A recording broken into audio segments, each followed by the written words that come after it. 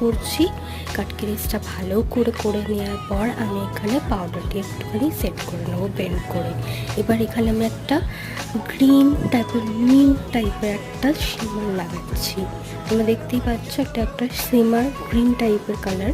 এরপর আমি একটুখানি ব্ল্যাক আই শ্যাডো নিয়ে ভালো করে ব্লেন্ড করে দিচ্ছি। যে কোনো আই মেকআপে কিন্তু ব্লেন্ডটা খুব মাস্ট। তোমরা যে আই লুকটাই করো না কেন ভালো করে ব্লেন্ড করবে, দেখবে আই লুকটা খুব সুন্দর লাগবে। তো চলো, এরপর আমি লাইনার লাগাচ্ছি। এরপর আমি কাজলটাকে ভালো করে ব্লেন্ড করবো, তোমরা দেখতেই পাচ্ছ। এরপর আমি এখানে একটুখানি ব্লাশ লাগাবো। আজকে আমি কোনো বনজার কন্ট্রোল করিনি, আমি ব্লাশ লাগাচ্ছি।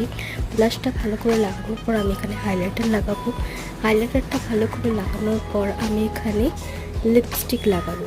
লিপস্টিকটা ভালো করে লাগিয়ে নেওয়ার পর আমি এই লিপস্টিকটার মাধ্যমে টিপ পরবো।